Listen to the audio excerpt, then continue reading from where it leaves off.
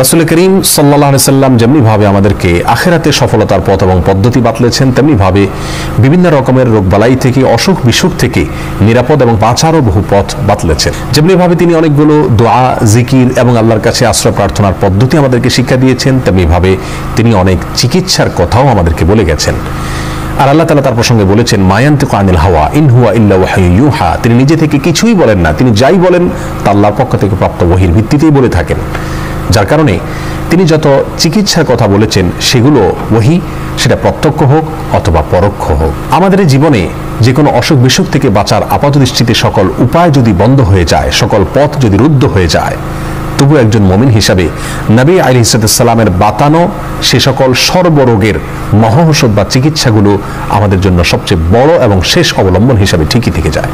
আজ আমরা তেমন 5টি চিকিৎসার কথা বলবো, যেগুলোতে আল্লাহ সুবহানাহু ওয়া তাআলা সকল রোগবালাই থেকে, সকল অসুখ বিসুখ থেকে নিরাপদে এবং সুস্থ থাকার উপাদান নিহিত রেখেছেন। তার ভিতরে সর্বপ্রথম যে বিষয়টি কথা বলবো তা হলো কালোজিরা। এই প্রসঙ্গে সহিহ বুখারী হাদিসে আসছে, নবী আলাইহিস সালাম বলেছেন, আলাইকুম বিহাযিহিল হাব্বাতিস সাউদা ফাইন্না ফিহা শিফা মিন কুল্লি দা ইল্লা সাম।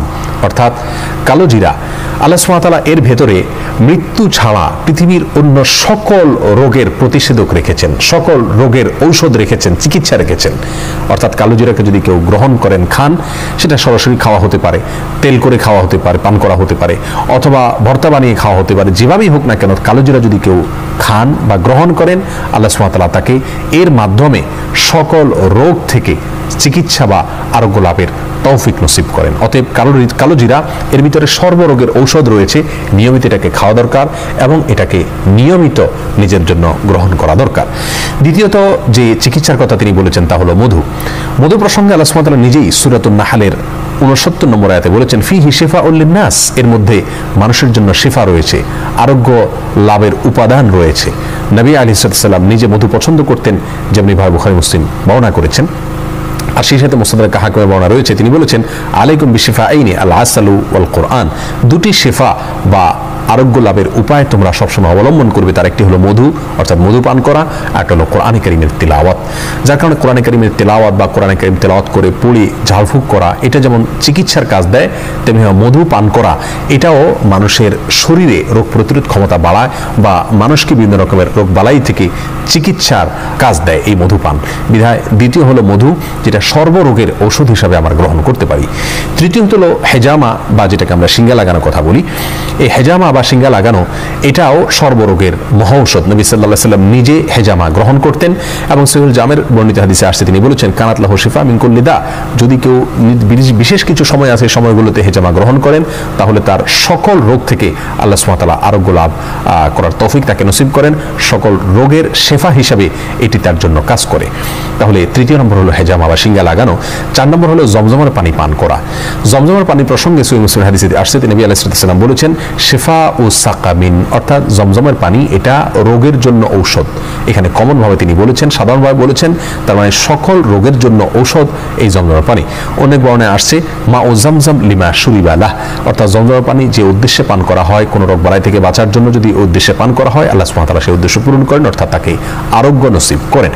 এই হাদিসের সনদ নিয়ে কোন মুহাদ্দিস কথা বললেও এটি হাসান পর্যায়ের বা গ্রহণযোগ্য পর্যায়ের। তাহলে জমজমের পানি এটাও সর্বরোগের একটি মহৌষধ, সর্বরোগের একটি কমন চিকিৎসা এবং নববী চিকিৎসার মধ্য থেকে একটি হলো জমজমের পানি। আমি ব্যক্তিগতভাবে এমন কয়েকজন লোককে চিনি যাদের বিভিন্ন দুরারোগ্য ব্যাধি ছিল এবং সেই সমস্ত ব্যাধি থেকে আত্মরক্ষার জন্য, চিকিৎসার জন্য তারা পৃথিবীর যত চিকিৎসা হতে পারে তার সবগুলো তারা গ্রহণ করেছেন, কিন্তু সকল চিকিৎসাই ব্যর্থ হয়েছে। এমত পর্যায়ে তারা জমজমের পানিকে নিয়মিত পান করেছেন, আল্লাহ সুবহানাহু ওয়া তাআলা তাদেরকে অলৌকিকভাবে সুস্থতার নেয়ামত নসিব করেছেন। অতএব জমজমের পানি এটাও সর্বরোগের একটি কমন মহৌষধ। 5 নম্বর হলো আজোয়া খেজুর। আজোয়া এক প্রকারের খেজুর বিশেষ। এই বিশেষ প্রকৃতির খেজুর একটু দাম বেশি।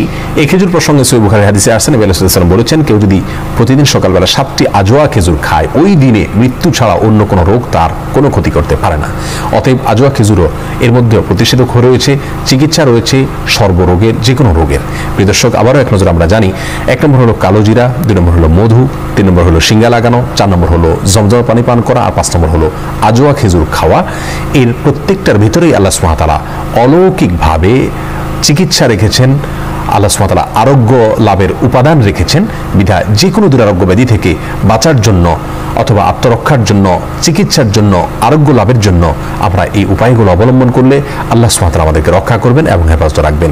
সেই সাথে আমরা নবী আলাইহিস সালামের বাতানো বিভিন্ন দোয়া এগুলো আমরা অবলম্বন করতে পারি। বিসমিল্লাহিল্লাযী লা ইয়াদুররু মা ইসমিহি সকাল সন্ধ্যা 3 বার, আরও যে সমস্ত দোয়া আছে সেগুলো পাঠ করা।